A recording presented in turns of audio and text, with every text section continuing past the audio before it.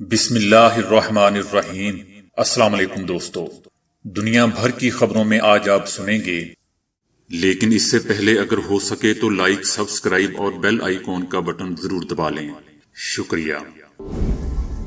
معیشت چلانے کے لیے طالبان کا اشرف غنی کے فائنینشیل مینیجرز کو واپس کام پر آنے کا حکم۔ ہمیں طالبان کے ساتھ مذاکرات میں امریکہ کی غیر موجودگی پر افسوس ہے۔ روس۔ سپریم کورٹ کا فیصلہ آنے سے پہلے انڈین کسانوں کی تحریک میں تیزی۔ امریکہ کو بھی پتا ہے کہ نون شین الگ الگ ہیں، اس لیے ان سے الگ الگ ملاقاتیں کی۔ شیخ رشید احمد۔ انڈیا اور نیپال میں تباہ کن بارشوں سے 116 افراد مارے گئے۔ سعودی عرب میں استعمال شدہ سامان خریدنے کا رجحان کیوں بڑھ رہا ہے؟ ایک کامیاب شخص ایک عام ہارے ہوئے شخص سے مختلف کیوں ہوتا ہے؟ تو آئیے چلتے ہیں اب خبروں کی تفصیل کی جانب۔ طالبان کے لیے اقتدار سنبھالتے ساتھ ہی سب سے بڑا مسئلہ زبوں کا شکار معیشت اور ملک میں بڑھتی ہوئی بھوک اور غربت سے نپٹنا تھا۔ تاہم طالبان رہنماؤں میں سے کوئی بھی معاشی ماہر نہیں ہے جو معیشت کے مختلف پہلوؤں کو سمجھنے کی صلاحیت رکھتا ہو۔ لہٰذا انہوں نے اشرف غنی کی حکومت کے فائنینشیل مینیجرز کو واپس کام پر آنے کا حکم دیا ہے اور اپنے فرائض انجام دینے کا کہا ہے۔ طالبان نے پچھلے دور حکومت میں وزارت خزانہ، مرکزی بینک اور دیگر سرکاری بینکوں میں کام کرنے والے بیوروکریٹس کو دفتر واپس آنے کا کہا ہے۔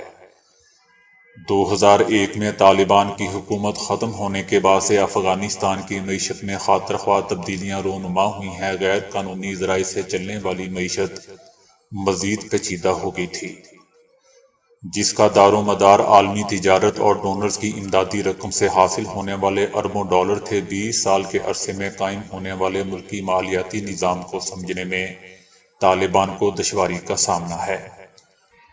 مرکزی بینک کے ایک اہلکار نے بتایا کہ طالبان نے انہیں کہا ہے کہ ہم ماہر نہیں ہیں، آپ کو معلوم ہے کہ ملک کے لیے بہتر کیا ہے۔ طالبان نے کہا کہ جو بھی ضروری ہے وہ کرو، لیکن خیال رکھو اللہ تعالیٰ آپ کو دیکھ رہا ہے اور جو کرو گے اس کا حساب روز حشر کو دینا پڑے گا۔ اشرف غنی کی حکومت میں کام کرنے والے ٹیکنوکریٹس خاموشی کے ساتھ طالبان کو مالیاتی امور پر مشورے تو دے رہے ہیں، لیکن انہیں ملک کو معاشی خستہ حالی سے نکالنے کا کوئی راستہ نہیں دکھائی دے رہا۔ 95% افغانوں کے بھوک میں مبتلا ہونے کا امکان ہے۔ امریکی بینکوں میں موجود افغانستان حکومت کے تقریباً $9.5 ارب کے فنڈز کے علاوہ بین الاقوامی امداد بھی منجمد کر دی گئی تھی، جبکہ ملکی آمدنی صرف $500 سے $700 ملین ہے، جو تنخواہیں دینے اور بنیادی ضروریات پوری کرنے کے لیے ناکافی ہیں۔ اکثر سرکاری اہلکاروں کو طالبان رہنماؤں کے ساتھ کام کرنے میں بھی مشکلات درپیش ہیں۔ ایک اہلکار کا کہنا تھا کہ طالبان مسئلے کی شدت کو نہیں سمجھ رہے۔ ساتھ ہی اس اہلکار کا کہنا تھا کہ لیکن میں ان سے یہ توقع کیوں کروں کہ یہ عالمی مالیاتی پالیسی سمجھیں گے۔ طالبان کے کابل پر قبضے سے پہلے ہی حکومتی افسران، اسکول اساتذہ اور سرکاری ملازمین کو 2 یا 3 ماہ سے تنخواہیں نہیں ملی تھیں۔ اکثر افراد گھر کا ساز و سامان بیچ کر یا پھر قرض لے کر گزارا چلا رہے تھے۔ مرکزی بینک میں کام کرنے والے ایک اہلکار نے بتایا کہ مغربی ملک میں پناہ لینے کے لیے وہ کاغذات کا انتظار کر رہا ہے۔ اگر کاغذات آ گئے تو میں یقیناً چلا جاؤں گا، میں طالبان کے ساتھ آئندہ کبھی بھی کام نہیں کروں گا۔ روس میں پاکستان سمیت دیگر ممالک کے طالبان کے ساتھ مذاکرات کے دوران روس نے کہا کہ ان کا ملک طالبان کی افغانستان کو مستحکم کرنے کی کوششوں کو تسلیم کرتا ہے۔ اب نئی انتظامیہ اقتدار میں ہے، ہم ان کی فوجی اور سیاسی صورتحال کو مستحکم کرنے کی کوشش کو مانتے ہیں۔ روس کو طالبان کے ساتھ مذاکرات میں امریکہ کی غیر موجودگی پر افسوس ہے۔ وسطی ایشیا میں اپنا اثر و رسوخ بڑھانے کے لیے روس اپنے دارالحکومت ماسکو میں طالبان کے ساتھ مذاکرات کر رہا ہے۔ ان مذاکرات میں پاکستان اور چائنا سمیت 10 ممالک شامل ہیں۔ یہ افغانستان پر کنٹرول حاصل کرنے کے بعد طالبان کی پہلی اہم بین الاقوامی میٹنگ ہے۔ طالبان وفد کی سربراہی ڈپٹی وزیر اعظم عبدالسلام کر رہے ہیں، جنہوں نے گزشتہ ہفتے امریکہ اور یورپی یونین کے ساتھ مذاکرات کیے تھے۔ ماسکو میٹنگ کے مقاصد میں سے ایک یہ بھی ہے کہ افغانستان میں انسانی بحران کو روکنے کے لیے بین الاقوامی کوششوں کو اکٹھا کیا جائے۔ روس میں طالبان کو ایک تخریب کار تنظیم سمجھا جاتا ہے، لیکن اس کے باوجود حالیہ برسوں میں کئی مرتبہ روس نے طالبان کے نمائندوں کی میزبانی کی ہے۔ انڈیا کے دارالحکومت نئی دہلی کی سرحدوں پر متنازع زرعی قوانین کے خلاف سراپا احتجاج کسانوں نے سپریم کورٹ کا فیصلہ آنے سے پہلے تحریک کو مزید تیز کرنے کا اعلان کیا ہے۔ اس ماہ انڈین سپریم کورٹ نے کہا تھا کہ زرعی قوانین کا معاملہ عدالت میں ہے اور وہ جمعرات کو اس بات کا جائزہ لے گی کہ کیا کسانوں کو احتجاج کا حق ہے یا نہیں۔ کسانوں کی قیادت نے ہریانہ، پنجاب اور اتر پردیش کے لوگوں سے اپیل کی ہے کہ وہ بڑی تعداد میں دہلی کی سرحد پر پہنچیں۔ اس ماہ کے آغاز میں پرتشدد مظاہروں کے دوران 4 کسانوں سمیت 8 افراد کی اموات کے بعد سپریم کورٹ نے احتجاج پر سوالات اٹھائے تھے۔ لکشمی پور واقعے کے بعد مرکزی حکومت نے کہا تھا کہ کسانوں کو مزید احتجاج کی اجازت نہیں دی جا سکتی۔ سپریم کورٹ کسانوں کے ایک گروپ کی طرف سے دائر کی گئی پٹیشن میں جواب دے رہی تھی، جس میں جنتر منتر کے مقام پر احتجاج کی اجازت مانگی گئی تھی، جبکہ حکومت اس کی مخالفت میں اتر پردیش میں ہونے والے واقعہ کا حوالہ دے رہی ہے۔ سپریم کورٹ نے لکشمی پور واقعہ کا حوالہ دیتے ہوئے کہا ہے کہ جب اس طرح کے واقعات ہوتے ہیں تو کوئی ذمہ داری نہیں لیتا۔ راجستھان میں کسانوں کے ایک گروپ نے سپریم کورٹ سے 200 کسانوں کے ساتھ جنتر منتر کے مقام پر احتجاج کی اجازت مانگی، جسے عدالت نے رد کر دیا۔ عدالت کا کہنا تھا کہ جب آپ نے پہلے ہی زرعی قوانین کو چیلنج کر رکھا ہے تو احتجاج کی اجازت نہیں دی جا سکتی۔ یہ نہیں ہو سکتا کہ آپ عدالت کا رخ بھی کریں اور احتجاج بھی جاری رکھیں۔ عدالت نے کہا کہ جب حکومت نے کہا ہے کہ وہ قوانین پر ابھی عمل درآمد نہیں کروا رہی اور اس پر سپریم کورٹ حکم امتناعی بھی جاری کر چکی ہے، تو پھر آپ احتجاج کیوں کر رہے ہیں؟ وزیر داخلہ شیخ رشید احمد کا کہنا ہے کہ امریکہ کی ناظم الامور کو بھی پتہ ہے کہ نون اور شین الگ الگ ہیں، اس لیے ان سے الگ الگ ملاقاتیں کی۔ شیخ رشید احمد نے کہا کہ راولپنڈی کا ایسا تعلیمی نظام بنایا گیا ہے، کوئی بچی 1 کلومیٹر سے دور نہیں جاتی۔ راولپنڈی کے ہر خالی پلاٹ پر اسکول، کالج اور یونیورسٹی بنا دی گئی ہے۔ جو بچیاں اپنی فیس نہیں دے سکتی، اس کی فیس لال حویلی دے گی۔ وفاقی وزیر نے کہا کہ حکومت اور آرمی میں کوئی دراڑ نہیں ہے، پی ڈی ایم والے احتجاج کو انتخابات تک کھینچ کر لے جائیں گے۔ انتخابات میں نئی سیاسی صف بندی ہوگی۔ خوشی ہے کہ پی ڈی ایم میرے شہر احتجاج کر رہی ہے، یہ پڑھا لکھا شہر ہے، اسے پتہ ہے کہ مہنگائی عالمی معاملہ ہے۔ وزیر اعظم عمران خان مہنگائی کو خود دیکھ رہے ہیں، پی ڈی ایم والے قانون کو ہاتھ میں لیں گے تو قانون ان کو ہاتھ میں لے لے گا۔ الیکشن سے پہلے اپوزیشن دنگا فساد کرے گی تو اپنے لیے گڑھا خود کھودے گی۔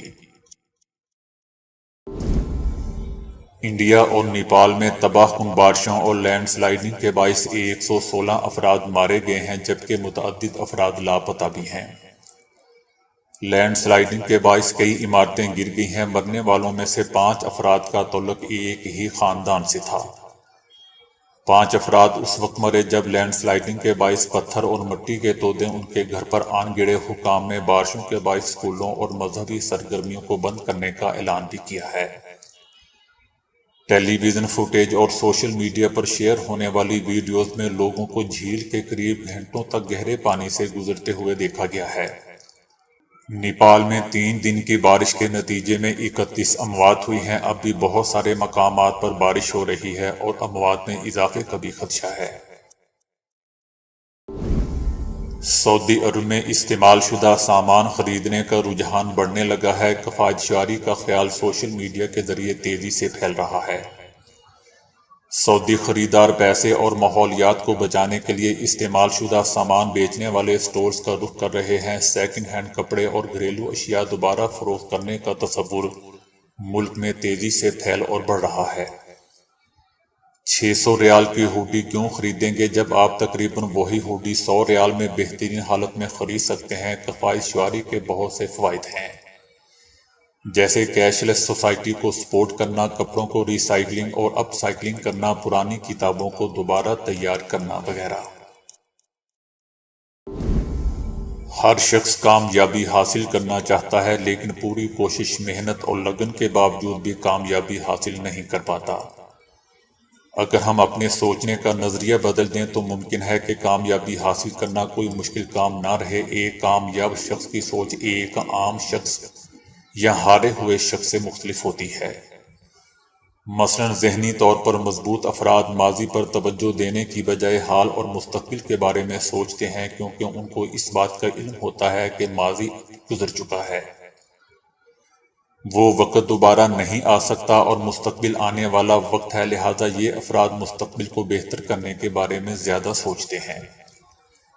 اگر آپ اپنے خیالات کو بند رکھیں گے تو ہو سکتا ہے کہ آپ اپنی معلومات میں اضافہ کرنے کا موقع گنوا دیں۔ زندگی سیکھتے رہنے کا نام ہے۔ دکھ، تکلیف، غم، خسارہ، یہ سب زندگی کا ایک حصہ ہیں۔ ان کے بغیر زندگی زندگی نہیں۔ ان باتوں پر افسوس کرنا، رونا پیٹنا، یہ سب کمزور لوگوں کی نشانی ہے۔